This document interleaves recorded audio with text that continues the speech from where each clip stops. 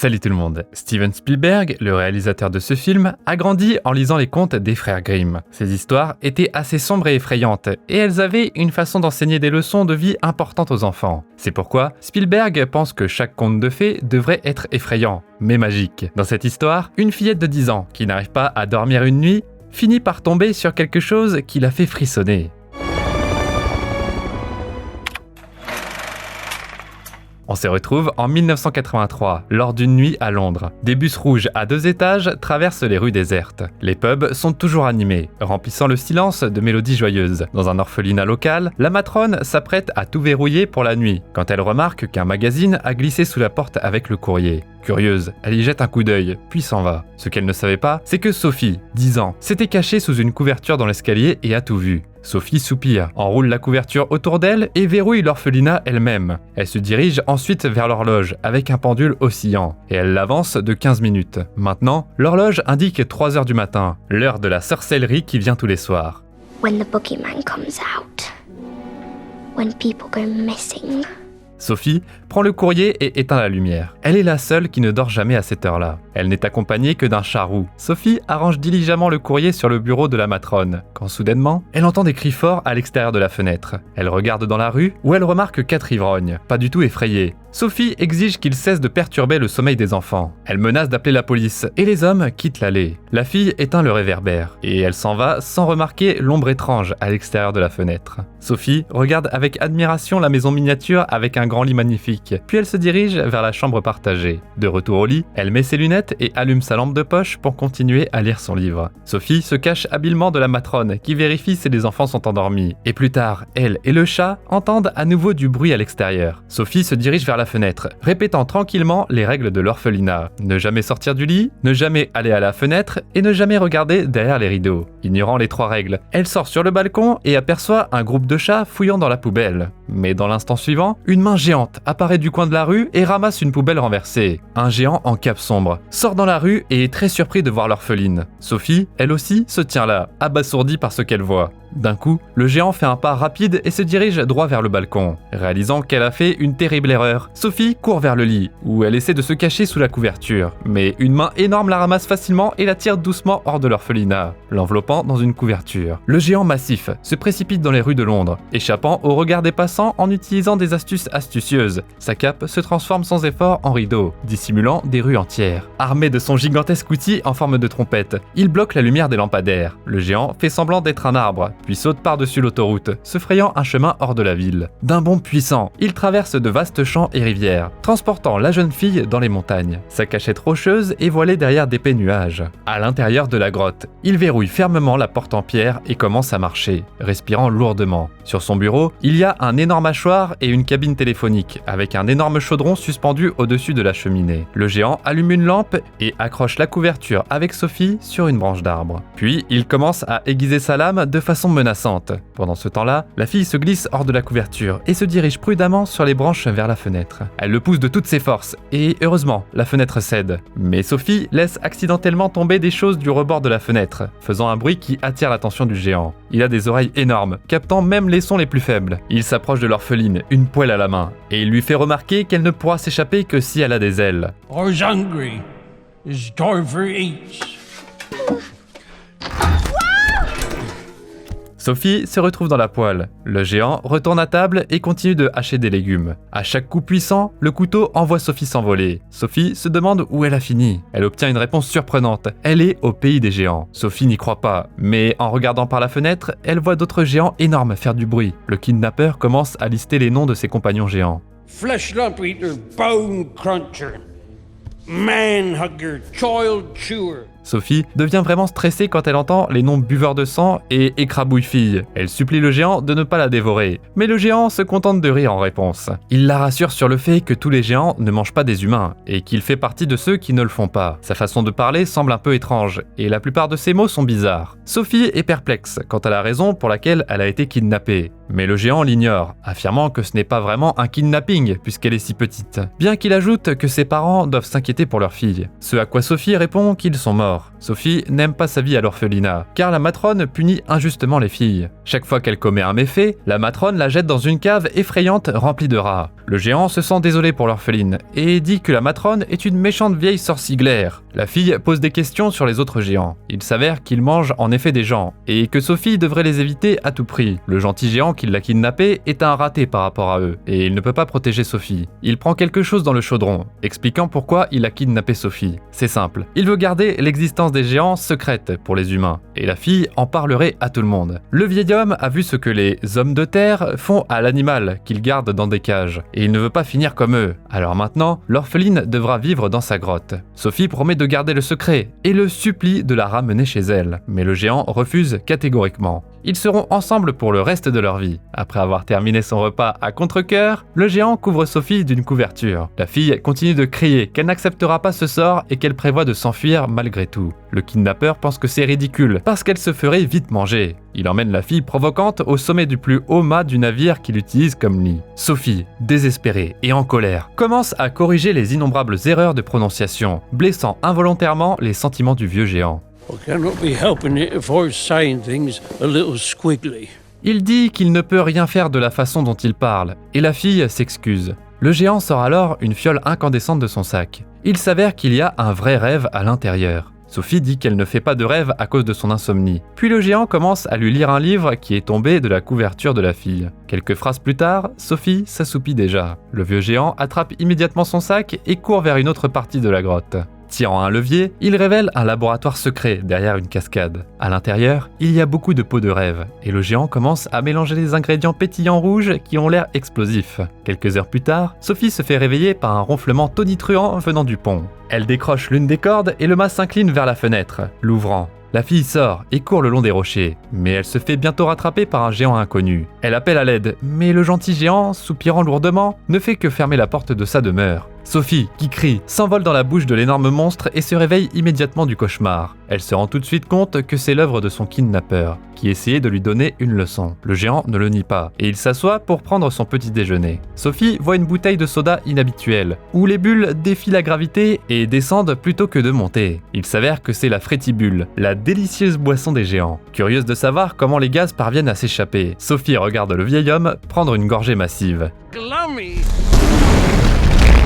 Ils sont interrompus par une visite surprise du chef géant, Bouffe Chair Fraîche, qui est 3 fois plus grand et plus musclé que le gentil géant. Bouffe Chair Fraîche est en colère. Il traite le gentil géant de microbe, et il n'aime pas qu'il soit si bruyant si tôt. Il veut que le gentil géant guérisse son bobo, c'est-à-dire son doigt blessé. Sophie est terrifiée et se cache derrière des objets sur la table pendant que le gentil géant essaie de résoudre le problème rapidement. Bouffe Chair Fraîche a peur de l'eau et déteste les légumes que le microbe mange. Soudainement, il sent le délicieux parfum d'un humain et il soupçonne que le gentil géant cache à nouveau quelqu'un. Bouffe Chair Fraîche commence à chercher Sophie et la fille se cache habilement à l'intérieur du schnoccombre. Le gentil géant, complètement inconscient de ça, offre le légume à son invité pour satisfaire sa faim. Quand il aperçoit les jambes de Sophie qui dépassent, il arrête tout et il rappelle à Bouffe Chair Fraîche que les géants ne mangent pas de choses aussi grossières. Ça marche parfaitement et Bouffe Chair Fraîche part, disant que l'étrange microbe n'est qu'un bon à rien et une honte pour tout leur clan de géants. Sophie sort du schnoccombre, toute couverte de vase. Le gentil géant l'emmène dans son laboratoire, où il l'asperge d'eau propre et l'aide à sécher. Il a même une cachette de vêtements humains. Alors, Sophie se change en vêtements secs. Le géant met une couverture, des lunettes et un livre dans un creux d'arbre pour que l'orpheline puisse dormir loin des autres géants. Quand il se retourne pour regarder Sophie, il la voit porter une robe et une veste rouge qui lui va parfaitement. Le vieux géant a l'air un peu triste un instant, mais il retrouve rapidement son calme. Il doit se mettre au travail, et Sophie doit rester dans le creux de l'arbre. La fille, curieuse, lui pose des questions sur son travail, et il s'avère que le géant est un attrape-rêve. L'orpheline veut le rejoindre, mais comme d'habitude, elle ne peut pas, c'est trop dangereux de sortir. Après avoir jeté un coup d'œil au flacon de rêve autour d'elle, Sophie retourne sa veste et essaie de raisonner à nouveau le géant. Tôt ou tard, ils devront se dire tous leurs secrets. Sophie fait le premier pas et avoue qu'elle se faufile aussi la nuit, volant parfois des bonbons et racontant des mensonges. So I'm lonely most of the time. I have never had a best friend. Sounds like you are, Bert. La fille le convainc que Bouffe Chair Fraîche la sentira ici aussi, et le géant anxieux abandonne. Il met Sophie sur son épaule et il quitte la grotte. Les autres géants dorment par terre. Et maintenant, ils doivent se faufiler discrètement. Mais le plan tourne mal, et le gentil géant se fait attraper par la jambe. Bouffe chair fraîche et les autres géants commencent à se demander où se dirige leur frère à cette heure. Sophie jette rapidement sa couverture et se cache dans une voiture à proximité. Les géants brutaux lancent joyeusement leur frère l'un à l'autre comme s'il était une balle. Puis un géant s'empare de 2 voitures, dont une dans laquelle Sophie se cache, et grimpe la colline. Là, il se met sur les toits des voitures, les transformant en patins à roulettes, et accélère. Sur la colline opposée, un autre géant attend déjà, prêt à mettre le gentil géant sur un camion et à le pousser vers le bas. Une colline semble inévitable, mais Sophie reste miraculeusement indemne, alors qu'elle tourne le volant et guide le pied du géant sur le côté. En conséquence, le géant sur patins reçoit un coup de tête dans sa partie du corps la plus vulnérable. Les 2 participants à cette cascade, qui ressemble clairement à Jackass, volent, et les autres géants éclatent de rire. Ils veulent continuer à s'amuser, mais un orage vient à la rescousse de nos amis. Les géants idiots sont terrifiés alors que la pluie se déverse sur leur tête. Dans leur panique, ils oublient complètement le gentil géant et se précipitent pour se mettre à l'abri, se cognant la tête en courant. Le vieil homme récupère les lunettes de Sophie et il place la fille dans un sac. Pendant ce temps-là, Bouffe chair fraîche remarque la couverture collée à son pied. Et lui et son frère sentent à nouveau l'humain. Ils se rendent compte que le gentil géant cachait effectivement un humain. Et ils ont l'intention de la trouver par tous les moyens. Mais le gentil géant a déjà éloigné Sophie des mangeurs d'hommes, s'élevant à nouveau au-dessus des nuages. Il montre le pays des rêves à la fille. Il fait toujours nuit là-bas, et le ciel est plein d'étoiles, avec un arbre tentaculaire au milieu. Le géant dit qu'il peut écouter les étoiles, les animaux et les arbres bavarder les uns avec les autres. Des plus grandes créatures aux plus petites bestioles, sans oublier les feuilles. I was hearing all the wondrous and all the terrible things. Le vieux géant pose Sophie par terre, et elle monte jusqu'au lac. Quand elle regarde le reflet des branches, elle voit des milliers de lumières de rêve, qu'on ne voit pas en regardant simplement l'arbre. Le géant dit à Sophie qu'il a déjà été appelé « Bon Gros Géant » et demande le nom de la fille. Sophie se présente, puis elle plonge dans le lac en suivant le géant. Une fois qu'elle a touché la surface de l'eau, elle se retourne immédiatement et atterrit sur un sol solide. C'est le monde où vivent les rêves. Les feuilles de l'arbre magique émettent des lumières colorées de leurs veines. Le géant a un penchant spécial pour un scintillement particulier qui apparaît très rarement. L'attrape-rêve poursuit l'agile Magirêve, mais ne parvient pas à l'attraper dans son filet. Le magicien s'amuse à narguer le géant, puis se dirige vers Sophie. Le géant âgé l'attrape, révélant que le Magirêve reconnaît la fille et lui ressemble. Il capture le rêve dans un bocal et il dessine la forme du visage de Sophie. Le géant encourage la fille à capter également d'autres lumières, puis signe le pot comme le rêve de Sophie. L'orpheline s'amuse à courir et à jouer avec les rêves, avant d'attraper une étincelle rouge vif. Le géant ramasse rapidement un méchant épouvant songe et le verrouille. Il entend un murmure menaçant. Look at what you has done, and there be no forgiveness. Tout à coup, le géant disparaît dans la brume. Sophie, effrayée, l'appelle et le poursuit. Cependant, le géant tire calmement la fille hors du lac, puisqu'il était déjà sorti avant elle. Sophie décide de l'appeler BGG, abréviation de Bon Gros Géant. Ils se rendent ensemble à Londres pour partager de bons rêves avec des enfants endormis. Le géant les appelle affectueusement Fripouille. Il s'avère que les géants n'ont pas de parents et sont aussi anciens que la Terre elle-même. Le BGG peut écouter les cœurs qui battent et ressentir les émotions de tous les enfants, y compris Sophie quand elle vivait à l'orphelinat. L'attrape-rêve envoie de belles lumières bleues de sa trompette. Et le garçon commence à rêver que le président l'appelle. Avec un grand sourire sur le visage, il se sent important et grand. Une fois leur travail terminé, les héros s'aventurent vers la périphérie de la ville. Lorsque, tout à coup, le vieux géant entend le bruit des pleurs et ressent la douleur dans le cœur des enfants. De loin, ils aperçoivent les autres géants qui rentrent chez eux après leur voyage dans le monde humain. Sophie devient furieuse, puis elle se rend compte que sa couverture est manquante. BGG comprend rapidement qu'ils l'ont laissée au pays des géants, et il s'inquiète. Soudainement, Sophie se réveille. Elle est allongée devant l'entrée de l'orphelinat et croit rêver. Mais ce n'est pas tout à fait le cas. Elle est à Londres. La fille appelle le géant. Et BGG répond à contre-cœur de l'obscurité qu'il a dû ramener Sophie, parce que les autres géants vont la chercher au pays des géants maintenant. L'orpheline proteste. Puis le BGG lui parle du garçon qu'il a ramassé dans un orphelinat avant elle. Le garçon était seul aussi, et il avait également vu le géant. Il a appris à lire au vieil homme, et c'est sa veste que Sophie a trouvée. Mais le garçon a été attrapé par d'autres géants, et il a subi un triste sort. I could have brought him back home, but then it'd be too late. La fille se précipite pour attraper son ami qui part, criant qu'elle n'a pas peur et qu'elle veut tenir tête au géant. Mais le BGG part quand même. Quand elle retourne à l'orphelinat, la fille se souvient que le vieux géant peut entendre chaque cœur. Sophie rassemble son courage et repart sur le balcon. grimpant sur la balustrade cette fois. Croyant que son amie va l'attraper, elle saute et atterrit dans sa grande pomme douce. Le BGG ramène une fois de plus son ami têtu dans sa grotte. Mais Bouffe Chair Fraîche se cache sous une colline et les voit. Dans le laboratoire de rêve, les amis essaient de trouver un plan. Puis d'autres géants arrivent dans la maison de BGG. Bouffe Chair Fraîche montre la couverture qu'il a trouvée. Et le gang retourne à la maison. Les rêves s'envolent des flacons cassés. Et Sophie tente de se réfugier dans le creux de l'arbre. Elle tente désespérément de s'éloigner des géants. Et elle plonge dans une goulotte d'eau. De là, la fille se faufile plus près de BGG, et il veut une fois de plus cacher son ami dans son sac. Mais Bouffe Chair Fraîche le remarque et enlève le sac. Sophie court et trébuche dans la chambre de l'invité précédent, que le vieil homme a installé dans un autre creux d'arbre. À l'intérieur, il y a beaucoup de jouets, de meubles pour enfants et de jolis dessins. L'un d'eux est signé « Le bon gros géant et moi ». La fille est captivée en le regardant, mais Bouffe Chair Fraîche se rapproche déjà. BGG ne peut plus supporter de regarder sans rien faire. Alors, il attrape un bâton du feu, l'enveloppe dans la couverture de Sophie et l'utilise pour effrayer les intrus. Ils se brûlent et doivent partir précipitamment de sa maison. Ensuite, BGG asperge Bouffe Chair Fraîche avec de l'eau. You is the insulted giants. En explorant la chambre du garçon, Sophie tombe sur un portrait poussiéreux de la reine d'Angleterre. Elle le nettoie et propose un plan intelligent. Sophie laisse une veste pliée sur le lit et retourne au labo détruit. Le BGG, se sentant frustré par les bocaux cassés, se réprimande pour la façon idiote dont il parle. Sophie le calme, lui disant que c'est loin d'être nul, et elle dit même que c'est magnifique en fait, ce qui rend le BGG très joyeux. Il commence à trouver des mots de plus en plus mutilés pour exprimer sa joie, mais la fille le coupe.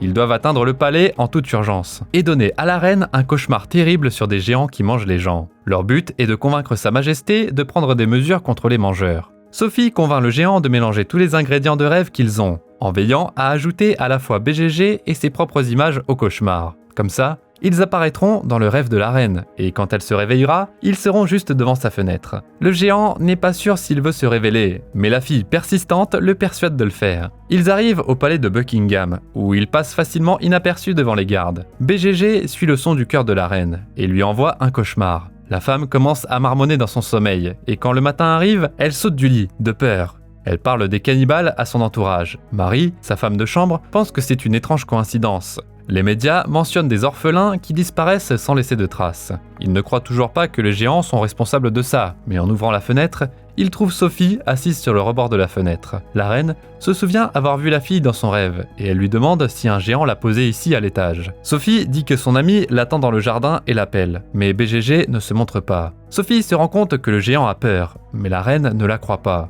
Puis BGG se révèle, et il est immédiatement encerclé par des soldats armés. La reine ordonne aux gardes de se retirer, et BGG jure allégeance à sa majesté. Bien sûr, par excitation, il bafouille. Your Majesty, I is your humbug servant. Luttant avec les mots, il parvient quand même à transmettre son désir d'aider avec les questions des enfants disparus. La reine accepte, mais elle mentionne qu'elle doit d'abord se changer. Elle appelle Moscou et Washington à partager des informations cruciales avec les dirigeants mondiaux avant de réunir un conseil des ministres. Les corgis, Sophie et BGG se rendent dans la salle pour le petit déjeuner de cérémonie. Naturellement, le géant est très maladroit, abattant un grand lustre antique du plafond. Heureusement, le reste de la pièce lui va parfaitement, avec une immense table spécialement conçue. Les domestiques travaillent dur pour suivre toutes les règles de l'étiquette, servant 10 fois plus de nourriture que d'habitude. BGG adore la nourriture délicieuse, et il décide de ne plus jamais manger de schnoccombre visqueux. Sophie, elle aussi, se livre à des desserts dont elle ne pouvait que rêver à l'orphelinat. Le géant aime tout, sauf le café, qu'il crache sur les majordomes, les arrosant de la tête aux pieds. Sans y réfléchir 2 fois, la géante sort une bouteille personnelle de Frétibule et veut offrir un verre à sa majesté. La situation gênante est sauvée par l'arrivée des généraux. La reine ordonne de préparer d'urgence une attaque sur le pays des géants pour arrêter les enlèvements. BGG indique le chemin vers le pays des géants sur la carte, puis il partage la friandise avec tout le monde, y compris les corgis. Après avoir porté un toast au bien-être du géant au son de la cornemuse, ils apprécient tous une glorieuse musique crépiteuse.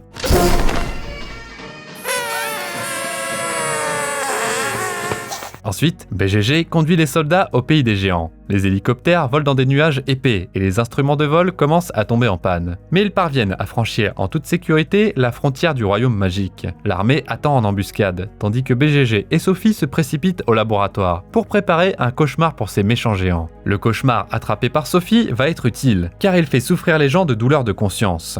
Dehors, BGG parle à Sophie du Magirêve doré, le rêve chéri d'une fille. Dans ce rêve, elle grandit et a sa propre famille aimante. There'll be great successfuls, funnies ahead for her, and Rien qu'une goutte de désespoir. Sophie voit tout ça dans son rêve, et quand elle se réveille, elle n'est plus au pays des géants. La fille se sent triste de sa séparation d'avec son ami, mais BGG lui dit de ne pas s'inquiéter. Il lui assure qu'il sera toujours capable de l'entendre avec ses grandes oreilles. Avec les premiers rayons du soleil, il est temps de lâcher le cauchemar sur les géants. Mais soudainement, BGG se rend compte qu'il a laissé sa trompette dans le palais. Sophie attrape le bocal et court vers les géants maléfiques. Elle essaie de relâcher les lumières, mais elle est remarquée par Bouffe Chair Fraîche, qui est réveillée. Puis la fille brise le pot en morceaux. Les étincelles volent dans la tête des géants, et seul leur chef attrape le cauchemar et l'aplatit. Les autres crient et roulent par terre, consumés par la culpabilité. Bouffe Chair Fraîche, enragée, part pour attraper Sophie, mais BGG intervient pour la protéger. Sophie part en courant, tandis que BGG fait de son mieux pour convaincre son frère d'arrêter de manger des gens. Ses efforts de persuasion sont insuffisants, et Bouffe Chair Fraîche s'élance vers BGG.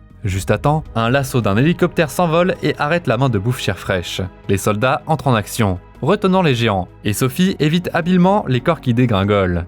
BGG attrape à nouveau son ami juste à temps, et ensemble, ils regardent les géants maléfiques se diriger vers l'horizon. Ils se retrouvent bloqués sur une île déserte isolée, où ils sont jetés à la mer juste au large de la côte. Pour les empêcher de mourir de faim, ils sont bombardés de schnocombres et reçoivent toute une boîte de graines de ce vilain légume. Sophie est de retour à Londres, et elle vit maintenant au palais de Buckingham en récompense de sa bravoure. Quand elle se réveille le matin, elle se souvient d'un beau rêve au pays des géants, où BGG s'occupe joyeusement d'un gigantesque potager. Il continue à planter des schnocombres, car ils sont l'ingrédient essentiel de la boisson délicieuse des géants. En plus de ça, BGG passe son temps à écrire un livre, alors que Sophie regarde par la fenêtre. Elle sait que si jamais elle se sent seule, elle peut simplement chuchoter quelque chose, et son cher ami l'entendra toujours. Le visage de BGG s'illumine d'un sourire chaque fois qu'il l'entend parler. Good morning, BFG.